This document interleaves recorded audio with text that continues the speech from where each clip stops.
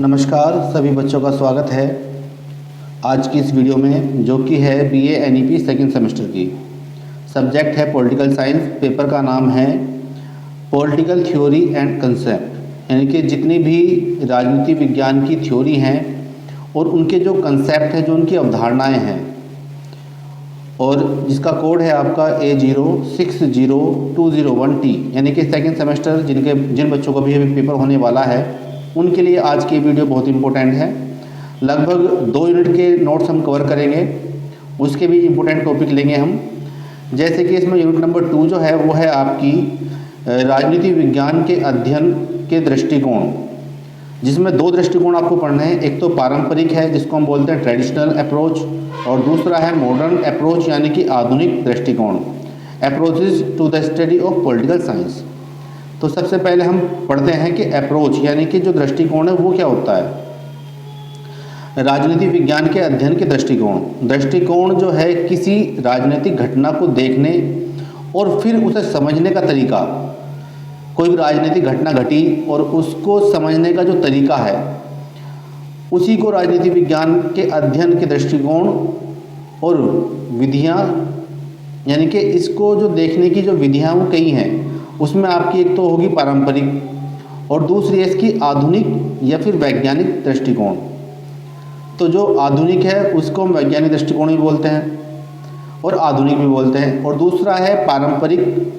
ठीक है, तो जो पारंपरिक दृष्टिकोण जो है वो अत्यधिक सट्टा, यानी कि जिसमें जो है अत्यधिक चीज़ें मानी गई हैं कि भाई ऐसा हो सकता था, ऐसा हो सकता है, और मानक हैं। जबकि जो आधुनिक दृष्टिकोण है वो हमारा अनुभवजन्य है, यानी कि एक्सपीरियंस के द्वारा हमने उसको लिया है, या फिर वैज्ञानिक है, यानी कि बिल्कुल जिसके फैक्ट हम दे सकते हैं। 6वीं शताब्दी ईसा पूर्व से लेकर प्रथम विश्व युद्ध से लगभग पहले तक प्रचलित राजनीतिक दृष्टिकोण को अध्ययन की दृष्टि से पारंपरिक दृष्टिकोण कहा जाता है। और पारंपरिक राजनीतिक सिद्धांत के निर्माण और विकास में कई राजनीतिक विचारकों ने योगदान दिया, जिनमें हैं प्लेटो, अरस्तु, बोर्नस्टीन, लोक, रूसो, हेगल और ग्रीन, और भी बहुत सारे हैं। और जो राजनीतिक सिद्धांतों के निर्माण के लिए इन विचारकों ने दर्शन, नैतिकता, इतिहास और कानून का सहारा लिया। यानी कि जितने भी इन्होंने राजनीतिक विचार बनाए या जितने भी सिद्धांतों का निर्माण इन्होंने किया, उनके सिद्धांतों में एक तो फिलॉसफी यानी कि दर्शन शास्त्र के दर्शन होते हैं, दूसरा नैतिकता के दर्शन होते हैं, इतिहास भी झलकता है उनके अंदर, कानून का सहारा भी उन्होंने लिया है। इसलिए इनके द्वारा अपनाई गई पद्धति को दार्शनिक, ऐतिहासिक, कानूनी और संस्थागत पद्धति के रूप में माना जाता है। पारंपरिक दृष्टिकोण को हम जब डीपली पढ़ेंगे तो उसमें जो पहला है वो है दार्शनिक दृष्टिकोण, जो कि मैं अभी बताया है। इतिहास से जुड़ी चीज़ें हैं। दार्शनिक यानी फिलॉसफी के आधार पर उन्होंने राजनीति को देखा। फिलॉसफी यह राजनीति के अध्ययन का सबसे पुराना दृष्टिकोण है। इसे सट्टा, आध्यात्मिक या नैतिक दृष्टिकोण के रूप में भी जाना जाता है। राज्य, सरकार और मनुष्य के राजनीतिक व्यवहार का अध्ययन कुछ लक्ष्यों, नैतिकता और सत्यों को प्राप्त करने की खोज से जटिल रूप से जुड़ा हुआ है। यानी कि जो मनुष्य के राजनीतिक व्यवहार का जो अध्ययन है उसके कुछ लक्ष्य हैं, जिसमें है नैतिकता, सत्य की प्राप्ति, जो जैसे एक जटिल खोज है। यहाँ अनुशासन नैतिकता की दुनिया के करीब जाता है, यानी कि जो अनुशासन हो वो नैतिकता की दुनिया के करीब जाता है। इस दृष्टिकोण को अत्यधिक सट्टा और अमूर्त, यानी कि जिसका कोई रूप ही ना हो, होने के कारण इसकी आलोचना भी की जाती है। दूसरा जो है वो है ऐतिहासिक दृष्टिकोण। ये काफ़ी इम्पोर्टेंट है, क्योंकि इतिहास में जो घटना घटी और आज उसके संदर्भ में हम जब चीज़ों को देखते हैं तो हमें पता चल सकता है कि भाई उस तरह से घटना घटी थी तो आज क्या हो सकता है। यह दृष्टिकोण अतीत पर प्रकाश डालता है और राजनीतिक संस्थाओं की उत्पत्ति और विकास का पता लगाता है। यह अतीत में व्यक्तियों की भूमिका और उनके उद्देश्य, उपलब्धियों और असफलताओं और भविष्य के लिए उनके निहितार्थों, यानी कि जो निहितार्थों का अध्ययन करना चाहता है। उसके बाद जो है कानूनी दृष्टिकोण है इसके अंदर, और एक है संस्थागत दृष्टिकोण। कानूनी दृष्टिकोण है जिसमें जो है राजनीति को जो है उसको कानून की नज़र से देखते हैं। वो राजनीति का अध्ययन राजनीतिक संगठन के रखरखाव के लिए राज्य द्वारा बनाए गए कानूनी संस्थानों के अध्ययन से जुड़ा हुआ है। चूँकि राज्य कानून और व्यवस्था के रख रखाव में लगा हुआ है, इसलिए न्यायिक संस्थाओं का अध्ययन राजनीतिक सिद्धांतकारों की चिंता का विषय बन गया। यह दृष्टिकोण राज्य को मुख्य रूप से कानून के निर्माण और प्रवर्तन से संबंधित संगठन के रूप में देखता है। हालांकि आलोचकों का तर्क है कि इस दृष्टिकोण का एक संकीर्ण दृष्टिकोण है, यानी कि छोटा। कानून और व्यवस्था के परिवर्तन के अलावा राज्य के पास बहुत सारे काम हैं। उसके बाद संस्थागत दृष्टिकोण, इस दृष्टिकोण को संरचनात्मक दृष्टिकोण के रूप में भी जाना जाता है। यह राजनीतिक संगठन जैसे विधायिका होगी, कार्यपालिका और न्यायपालिका की औपचारिक संरचनाओं पर जोर देता है। अनौपचारिक संरचनाओं का भी अध्ययन किया जाता है। कुछ तो हो गई हैं औपचारिक संरचनाएं, यानी कि औपचारिक आपकी बोल सकते हैं कि जो एक भवन है, तो कुछ तो सरकारी भवन हो गए इसमें, जैसे विधायिका है, कार्यपालिका और न्यायपालिका। और कुछ अनौपचारिक हैं जो अनऑफिशियल इनके ऑफिस होते हैं, तो उनकी भी इसमें चर्चा की जाती है। और सरकारी प्रणालियों की तुलना अध्ययन को प्रोत्साहित किया जाता है। हालांकि इस दृष्टिकोण की आलोचना इस बात के लिए की जाती है कि यह औपचारिक और अनौपचारिक संरचनाओं पर बहुत अधिक जोर देता है और उन संस्थाओं में व्यक्तियों की भूमिका को नज़रअंदाज करता है। उसके बाद जो है आधुनिक दृष्टिकोण में हम जब पढ़ते हैं तो इसमें जो पहला है वो है समाजशास्त्रीय दृष्टिकोण। यह दृष्टिकोण समुदाय के सदस्यों के राजनीतिक व्यवहार को समझने के लिए सामाजिक संदर्भ की समझ पर जोर देता है। यानी कि अगर आपको राजनीतिक व्यवहार को समझना है तो आपको समाज को समझना पड़ेगा। समाज पर जब आप समाज को समझ जाओगे तो आप राजनीति को भी समझ सकते हो। राज्य के मुख्य रूप से एक सामाजिक जो राज्य को मुख्य रूप से एक सामाजिक जीव के रूप में माना जाता है और राजनीति को समाजशास्त्रीय कारकों के माध्यम से समझा जाता है। लेकिन आलोचकों का मानना है, जो इसकी आलोचना करते हैं, कि सामाजिक संदर्भ पर बहुत अधिक जोर देना से अनुशासन और स्वायत्तता प्रभावित हो सकती है। और दूसरा इसमें मनोवैज्ञानिक दृष्टिकोण। यह दृष्टिकोण मनोवैज्ञानिक नियमों के माध्यम से राजनीतिक और सामाजिक संस्थाओं का अध्ययन और व्याख्या करता है। यह मानता है कि राजनीतिक नेताओं के मनोवैज्ञानिक विश्लेषण से राजनीति के बारे में महत्वपूर्ण ज्ञान का पता चलता है। हालांकि यह दृष्टिकोण राजनीति के अध्ययन में समाजशास्त्रीय, कानूनी और आर्थिक कारकों की अनदेखी करता है, जो कि आपका है मनोवैज्ञानिक दृष्टिकोण। इसके बाद इसमें है तीसरा है इसका आर्थिक दृष्टिकोण। चूँकि वस्तुओं के उत्पादन और वितरण से संबंधित मामले राज्य द्वारा विनियमित होते हैं, यानी कि राज्य ही उनको करता है, इसलिए आर्थिक मामले भी राजनीतिक सिद्धांतकारों के लिए चिंता का विषय बने।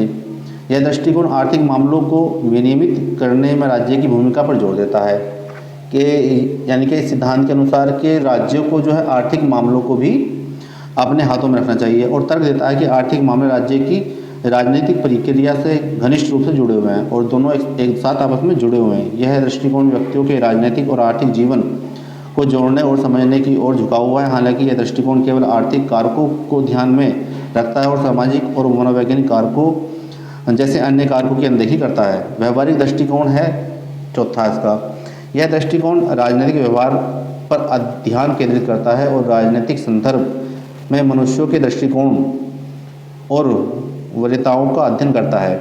इस प्रकार राजनीति के अध्ययन ने अपना ध्यान औपचारिकता और आदर्शवाद से हटाकर राजनीतिक व्यवहार के ध्यान पर केंद्रित किया। हालांकि आलोचकों का तर्क है कि यह दृष्टिकोण वैज्ञानिक तरीकों की गलत अवधारणा पर आधारित है। उसके बाद इसमें आते हैं दृष्टिकोण पांचवा जो है वो है मार्क्सवादी दृष्टिकोण। यह दृष्टिकोण मूलतः आधुनिक दृष्टिकोण से भिन्न है। यह राज्य को वर्ग विरोधाभासों के अपरिहार्य परिणाम के रूप में देखता है। यह मानता है कि राजनीतिक और आर्थिक शक्तियों के बीच निरंतर अंतःक्रिया होती रहती है, यानी कि एक दूसरे के बीच संबंध चलता रहता है और एक दूसरे से अलग करना इन्हें संभव ही नहीं है, यानी कि इनको अलग करना असंभव है। हालांकि यह दृष्टिकोण आर्थिक कारकों को अत्यधिक महत्व देता है और अन्य महत्वपूर्ण कारकों की उपेक्षा करता है, यानी कि उनको अनदेखा करता है। दृष्टिकोणों को सावधानीपूर्वक विश्लेषण के बाद यह समझा जा सकता है कि राजनीतिक घटना के अध्ययन में प्रत्येक दृष्टिकोण की अपनी प्रासंगिकता, यानी कि उसका अपना महत्व है और तथा वे कुछ सीमाओं से ग्रस्त है। तो जितने भी दृष्टिकोण थे आधुनिक थे और पारंपरिक दृष्टिकोण, हमने सारे दृष्टिकोण कवर कर लिए हैं। उसके बाद जो आपका राजनीति विज्ञान है उसका अन्य विज्ञान जो हैं उनके साथ कैसा संबंध है। जैसे राजनीति को अगर हम इतिहास के साथ जोड़ते हैं तो राज्य और उसकी संस्थाएं धीमी ऐतिहासिक वृद्धि का परिणाम है, यानी कि उनमें जो वृद्धि हुई है वो धीरे धीरे हुई है। और राजनीति विज्ञान सामान्य नियमों और सिद्धांतों की खोज के लिए ऐतिहासिक तथ्यों का उपयोग करता है, यानी कि अगर कोई राजनीतिक नियम कोई सिद्धांत बनेगा तो उसमें जो उसके इतिहास को जानने के बाद ही हम कुछ निष्कर्ष निकाल सकते हैं। तो इतिहास में इसकी भूमिका काफ़ी इम्पोर्टेंट हो जाती है। राजनीतिक इतिहास राजनीतिक घटनाओं और आंदोलनों का वर्णन है, यानी कि जितना भी राजनीतिक इतिहास है, जितने भी आंदोलन हुए हैं और वो लिखे गए हैं हिस्ट्री में, तो उनको भी हम पॉलिटिकल साइंस के अंदर पढ़ते हैं। इतिहास और राजनीति विज्ञान के बीच के संबंधों को फ्रीमैन ने अच्छी तरह से समझाया, क्योंकि वे कहते हैं इतिहास अतीत की राजनीति है और राजनीति वर्तमान का इतिहास। जॉन सीले ने अपने उदाहरण के माध्यम से इसे और आगे बढ़ाया। राजनीति विज्ञान के बिना इतिहास का कोई फल नहीं है, इतिहास के बिना राजनीति विज्ञान की कोई जड़ नहीं है। दूसरा जो है जो राजनीति विज्ञान है उसको हम अर्थशास्त्र के साथ कैसे जोड़ते हैं। अर्थशास्त्र को राजनीति विज्ञान की एक शाखा माना जाता है और वास्तव में यूनानियों ने राजनीति विज्ञान को राजनीतिक अर्थव्यवस्था के नाम से पुकारा था। राजनीतिक अर्थव्यवस्था यह समझने का प्रयास करती है कि राजनीतिक संस्थाएं, राजनीतिक वातावरण और अर्थव्यवस्था एक दूसरे को कैसे प्रभावित करती हैं। इतिहासकारों ने बताया कि कैसे समान आर्थिक हितों वाले समूहों ने अपने लाभ के लिए परिवर्तन करने के लिए राजनीतिक प्रक्रिया और वातावरण का उपयोग किया। राजनीतिक विज्ञान और अर्थशास्त्र का अध्ययन एक ही लक्ष्य की ओर निर्देशित करता है, ताकि अपने लोगों के लिए सर्वोत्तम संभव जीवन प्रदान किया जा सके। और जो है इसका हम करते हैं राजनीति विज्ञान का जो है जो नैतिकता है उसके साथ, उस सब्जेक्ट के साथ भी हम इसको जोड़ते हैं। दर्शन शास्त्र नैतिकता से बहुत निकटता से जुड़ा हुआ है, नैतिकता से संबंधित है, नैतिकता से संबंधित है और समाज में व्यक्तियों के व्यवहार को नियंत्रित करने वाले नियमों और विनियम बनाती है। नैतिकता नैतिक व्यवस्था का विज्ञान है और राजनीति विज्ञान राजनीतिक व्यवस्था का विज्ञान है। राजनीतिक विज्ञान और नैतिकता दोनों का उद्देश्य मनुष्य का नेक और धार्मिक जीवन है। राजनीति विज्ञान और समाजशास्त्र, राजनीति विज्ञान और समाजशास्त्र का जो संबंध है वो एक दूसरे के साथ घनिष्ठ संबंध है, क्योंकि समाज के बिना जो है राजनीति नहीं कर सकते हैं और राजनीति जो करोगे आप समाज पर ही करोगे। एक समाज है, क्योंकि आजकल जो है आप हिंदुस्तान के अंदर देखते हैं कि भाई ये पार्टी जो है फला समाज से जुड़ी हुई है, ये हिंदू समाज से जुड़ी है, कश्यप की पार्टी है, ये मुसलमानों की पार्टी है, ये जो है ईसाइयों की पार्टी है, ये सिखों की पार्टी है। तो इस तरह से अलग अलग पार्टी तो समाज ही से जुड़ी हुई है, तो ये तो एक दूसरे से जुड़े हुए है ही। और यहाँ पे ये जो राजनीति होती है वो समाज के ऊपर ही राजनीति करते भी हैं लोग बाग। जो राज्य और अन्य राजनीतिक संस्थाओं की उत्पत्ति और विकास के बारे में बुनियादी जानकारी प्रदान करता है। राजनीति विज्ञान को नीति विज्ञान भी कहा जाता है और लोगों को सामाजिक आवश्यकताओं के सावधानीपूर्वक विश्लेषण के बिना राज्य की नीतियों को तैयार नहीं किया जाता। राजनीति विज्ञान समाजशास्त्र को राज्य के संगठन और कार्यों के बारे में जानकारी प्रदान करता है और यह बताता है कि राज्य की नीतियों और कार्यक्रम में बड़े पैमाने पर समाज को कैसे प्रभावित करता है। इसके बाद राजनीति विज्ञान का मनोविज्ञान के साथ संबंध। मनोविज्ञान मानव व्यवहार के सभी पहलुओं से संबंधित है, जबकि राजनीति विज्ञान केवल मनुष्य के राजनीतिक व्यवहार से संबंधित है। मनोविज्ञान इस बात पर प्रकाश डालता है कि व्यक्ति और समूह एक निश्चित तरीके से व्यवहार करते हैं। यह राजनीतिक दलों और राज्य के विभिन्न अन्य समूहों के व्यवहार को समझने में राजनीति विज्ञान की सहायता करता है। बर्कर ने सही कहा, मानव गतिविधियों की पहेलियों के लिए मनोवैज्ञानिक सुराग का उपयोग वास्तव में दिन का फैशन बन गया है। यदि हमारे पूर्वज जैविक रूप से सोचते थे तो हमें मनोवैज्ञानिक रूप से सोचते हैं।